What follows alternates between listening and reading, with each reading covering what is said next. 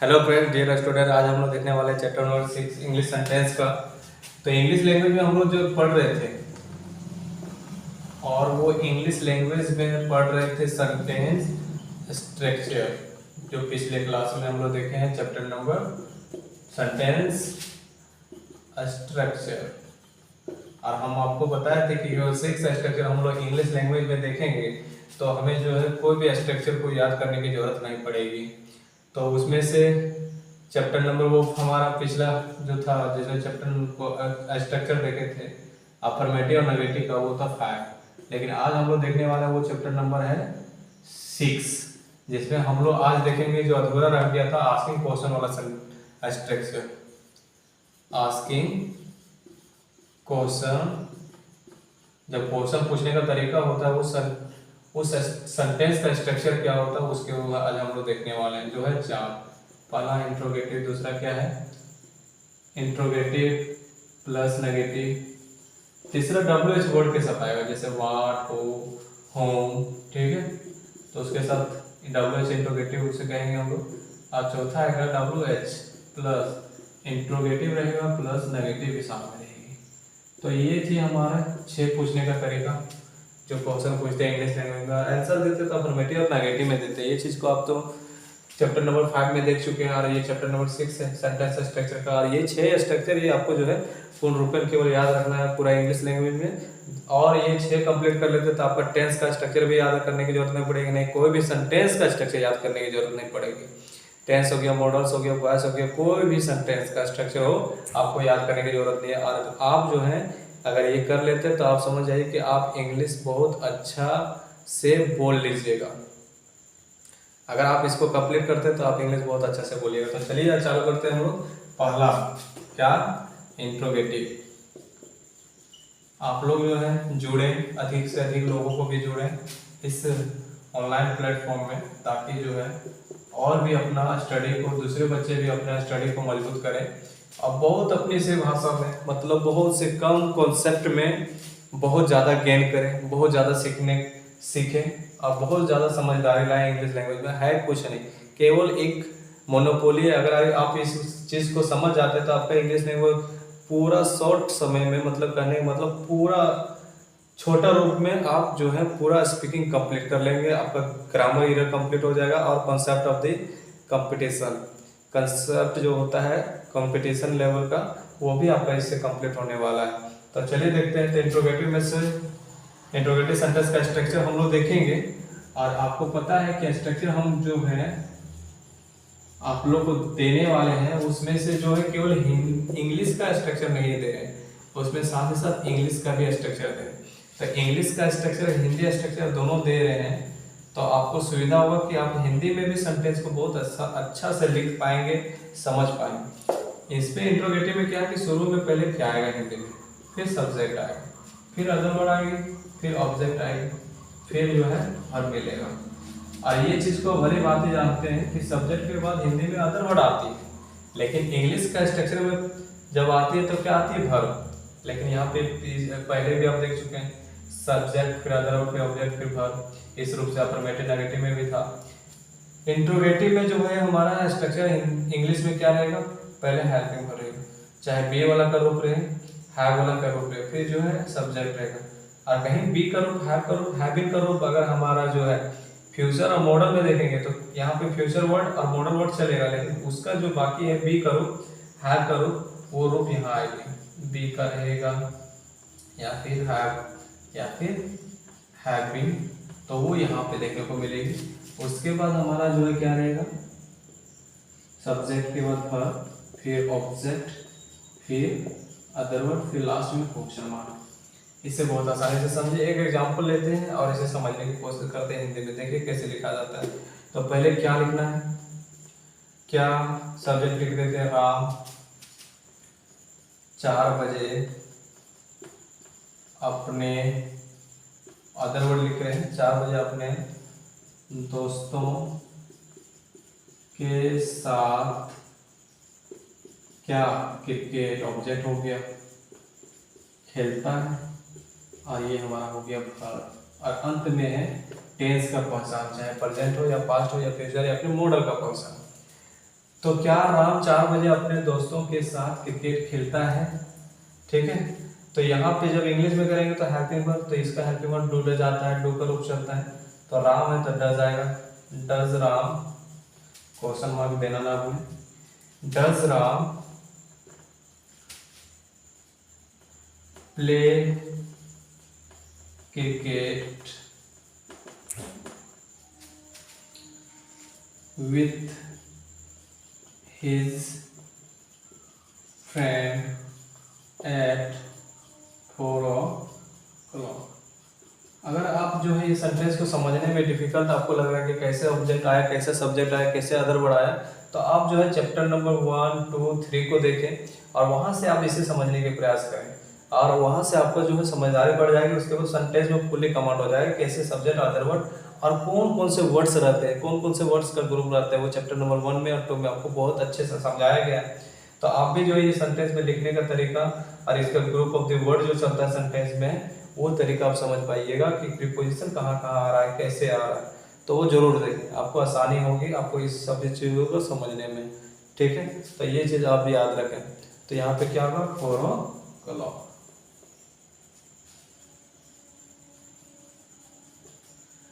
तो ये थी हम लोग का सेंटेंस, किसमें, इंट्रोगेटिव सेंटेंस स्ट्रक्चर में, हमारा ये हिंदी में और ये इंग्लिश में। इस तरह से आप भी जो है 2-4 क्वेश्चन लीजिए और उसको जो है लिखने के प्रयास कीजिए हिंदी में, और फिर उसे ट्रांसलेशन अगर आपको थोड़ा बहुत मजबूत है तो उसे ट्रांसलेट भी कीजिए, और नहीं है तो अब डरने की कोई बात नहीं। एक ऐसा वीडियो आएगा जिसमें आपको बहुत अच्छे से सेंटेंस क्लियर हो जाएगा, जिसमें आप जो है कभी भी भूलेंगे नहीं, जिसको आप कभी भी जिंदगी में नहीं भूलेंगे, आपका रिमेंबर हमेशा के लिए रहने वाला है। तो अब आते हैं हम लोग दूसरा स्ट्रक्चर देखेंगे। ये था हम लोग का इंट्रोगेटिव सेंटेंस का स्ट्रक्चर हिंदी और इंग्लिश में, जिसमें से क्या मिला कि हेल्पिंग वर्ब इसमें जो है पहले आता है इंग्लिश में, लेकिन इसमें शुरुआत में क्या से रहता है, ठीक है। नेक्स्ट हम लोग देखते हैं इंट्रोगेटिव नेगेटिव स्ट्रक्चर। नेक्स्ट कौन सा स्ट्रक्चर है, नंबर लेते हैं इसमें 4, ये थर्ड वाला था, ये 4। अब वो है इंट्रोगेटिव नेगेटिव सेंटेंस स्ट्रक्चर, ठीक है, हिंदी में भी और इंग्लिश में भी। तो इसमें भी पहले जो है हेल्पिंग वर्ब आएगा, फिर सब्जेक्ट आएगा, फिर जो है नोट आएगा, और इसमें जो है फ्यूचर और मॉडल्स में जब कहीं आ गया बी का हैव बीन का रूप, तो वहां पे बी और हैव बीन जो है नोट के बाद आएगा, बी हैव और हैव बीन। 1 सेकेंड, ये हम लोग हिंदी का देखें, तो हिंदी में भी देखेंगे और इंग्लिश में भी देखेंगे। तो हिंदी में जो आएगी वो पहले आएगी क्या, फिर आएगा सब्जेक्ट, फिर आएगा अदर वर्ड, फिर आएगा ऑब्जेक्ट, और नहीं आपको जो है बहुत से पहले क्यों देखने को मिलेगा, और अंततः जो है हमारा रहेगा क्वेश्चन मार्क। इंग्लिश में होगा तो क्या होगा, पहले हेल्पिंग वर्ब, फिर सब्जेक्ट, फिर जो है हमारा रहेगा नोट। अब देखते हैं वहाँ पे नोट कब आया और यहाँ पे कब आया, और कहीं फ्यूचर मॉडल्स में बी का हैविंग का रूप देखते हैं तो फिर बी का रूप का हैव, बी का हैविंग फ्यूचर में देखते हैं तो फ्यूचर वर्ड तो यहाँ पे रहेगा और मॉडल्स वर्ड, लेकिन जो बी हैविंग रहेगा वो यहाँ पे रहेगी, बी हैव और हैविंग नॉट के बाद। फिर जो है और एक चीज और याद रखें, फिर हमारा क्या आएगा यहाँ पे भर, फॉर्म जो भी रहे, ऑब्जेक्ट, फिर अदर वर्ड, फिर प्लस क्वेश्चन मार्क। एग्जाम्पल लेते हैं, समझते हैं। क्या वह घर नहीं जा रहा है, तो यहाँ पे आप देख सकते हैं क्या प्लस नहीं है, तो ये इंट्रोगेटिव नेगेटिव सेंटेंस है। सब्जेक्ट है, फिर हमारा क्या है यहाँ पे अदर वर्ड है, बाहर में जाने वाला, ऑब्जेक्ट इसमें नहीं, तो क्या होगा, is he not going to home. तो ये हमारा जो है प्रेजेंट में था, ठीक है। तब बी का रूप इज आया है, फिर सब्जेक्ट, फिर नॉट, फिर बिफोर, फिर अदर वर्ड। लेकिन अगर मॉडल्स में रहेगा या फिर फ्यूचर में तो क्या होगा, क्या हुआ, घर नहीं जा रहा होगा। तो हमारा जो है यहाँ पे क्या होगा, मॉडल्स का या फिर फ्यूचर का वर्ड पहले आएगा, तो यहाँ पे ही के साथ लगता है विल, फिर नॉट आएगी, फिर से लिखते हैं, आएगा विल, फिर सब्जेक्ट में ही, फिर नॉट, फिर बी का रूप होता है सो विल के साथ आता है, फिर हमारा बिफोर, गोइंग टू होम। ये है हम लोग का सेंटेंस का स्ट्रक्चर इंट्रोगेटिव नेगेटिव में। तो ये समझे, इसे याद करें, ये 6 स्ट्रक्चर आपको बहुत इंपॉर्टेंट, आप इसे माने और रिमेंबर करें। अगर आप रिमेंबर कर लेते हैं, आप समझ जाइए कि आपका इंग्लिश का पूर्ण स्ट्रक्चर कंप्लीट हो चुका है। अब आते हैं WH इंट्रोगेटिव का स्ट्रक्चर देखते हैं, जिसे हम लोग बोलेंगे 5 नंबर स्ट्रक्चर।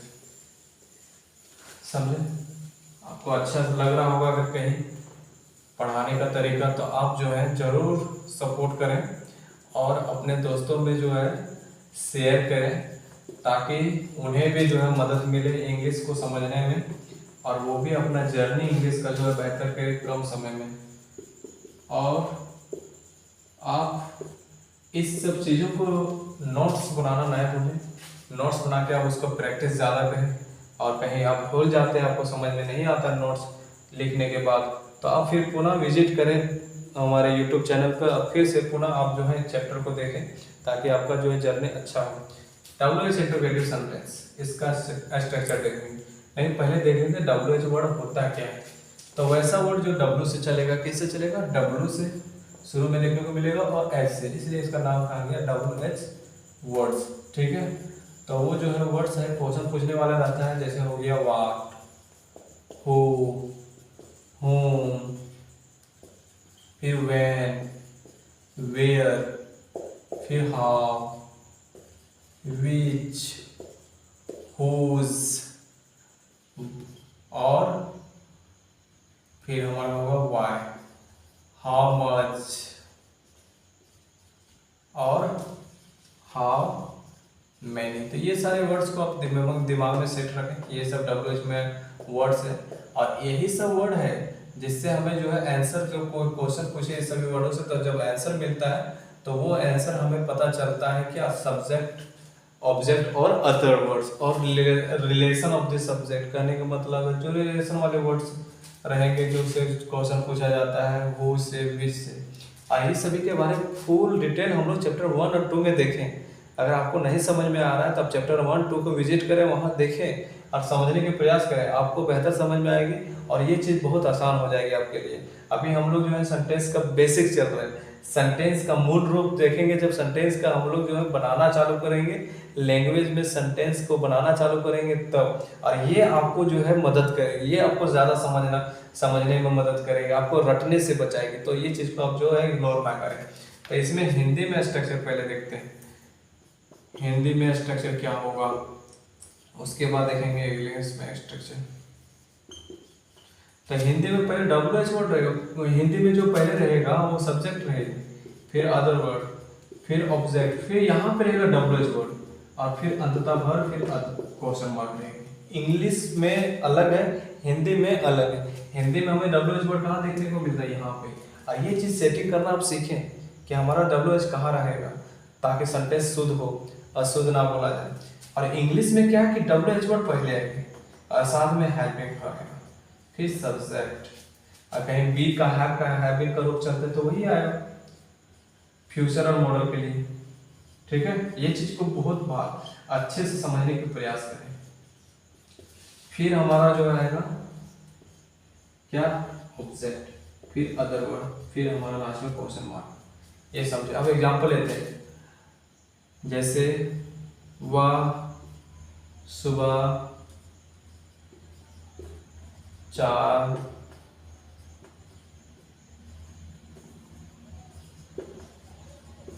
बजे किताब क्यों पढ़ता है। अब देखेंगे तो क्या पा रहे हैं सर में, पहले सब्जेक्ट, फिर यहाँ से अदर वर्ड है, फिर क्या है ऑब्जेक्ट है, फिर हमारा WH वर्ड। तो क्या है WH वर्ड वर्ब से पहले। अभी सटीक हो रहा, अगर कहीं बीच में रखते तो नहीं सटीक होगा। वाह क्यों सुबह 4 बजे किताब पढ़ता है। सटीक उतना अच्छा नहीं लगता, लेकिन याद रखिए वह सुबह 4 बजे किताब क्यों पढ़ता है, ये अच्छा लगता है। स्पीकिंग में जो है करेक्ट सही रूप से देखने को मिलता है, ठीक है। अब इंग्लिश इसका करेक्ट क्या होगा, पहले हमारा WH वर्ड आएगा तो पहले क्या आएगा वाई, फिर हेल्पिंग में इसमें डज आएगा क्योंकि डू का रूप चलता है। वाई डज ही रीड, क्या पढ़ता है किताब, बुक कब पढ़ता है eight 4 o'clock in the morning. एक चीज याद रखें, अगर ये टाइम बोला एट और इन आपको समझ में कम आ रही है कि कहाँ एट होगा कहाँ इन होगा, तो आप प्रीपोजिशन वाला वीडियो में जाए, वहाँ पे आपको जो है एक समझाया गया है कि छोटा समय में एट कब लगता है और इन कहाँ लगता है और ऑन कहाँ लगता है। और इसी तरह से कहीं जगह 2 से 3 हो तो उसमें प्रीपोजिशन कैसे यूज करेंगे, और उस जगह का पहले छोटा जगह का नाम लिखेंगे, फिर उससे बड़ा, फिर उससे बड़ा। तो प्रीपोजिशन वीडियो देखें, उसमें जो है आपको बहुत अच्छा से समझाया गया है और आप इसमें बेहतर कर सकते हैं, ठीक है। तो ये चीज़ को आप समझें। तो ये था हम लोग का सेंटेंस और इसका इंग्लिश हम लोग देखें यहाँ पे। अब आते हैं हम लोग WH इंट्रोगेटिव नेगेटिव सेंटेंस पे। अब हम लोग देखते हैं WH इंट्रोगेटिव नेगेटिव सेंटेंस, ठीक है। चलिए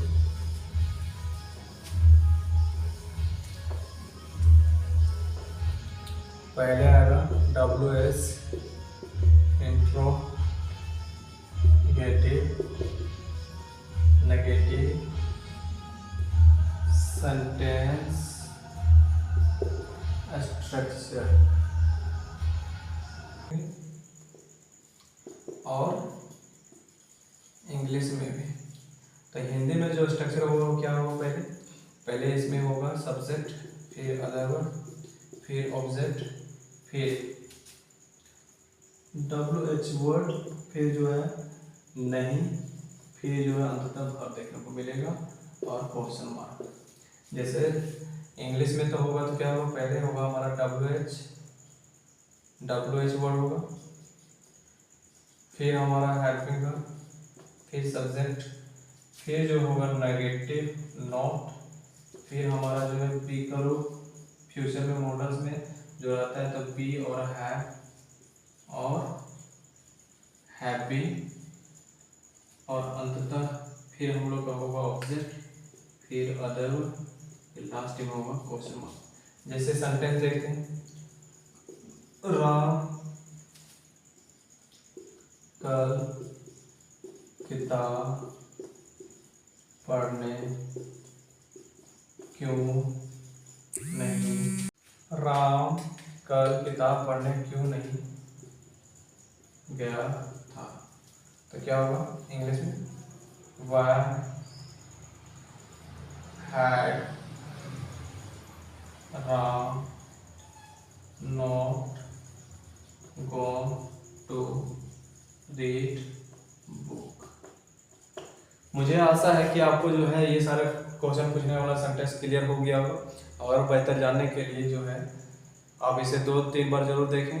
और हम ये चाहते हैं कि आप वीडियो में बने रहें, प्रत्येक चैप्टर को बढ़िया से समझें, बढ़िया से जानें, तो आपको जो इंग्लिश लैंग्वेज में कहीं दिक्कत नहीं होगा। बहुत कम समय में आप बहुत ज़्यादा इंग्लिश सीख जाइएगा, तो बहुत ज़्यादा वीडियो भी नहीं होने वाला है, ठीक है। तो ये चीज़ को आप इम्पोर्टेंट मान के हमारे साथ जुड़े हुए रहें और पढ़ते रहें। जय हिंद, जय भारत, जय Jharkhand. Thank you so much.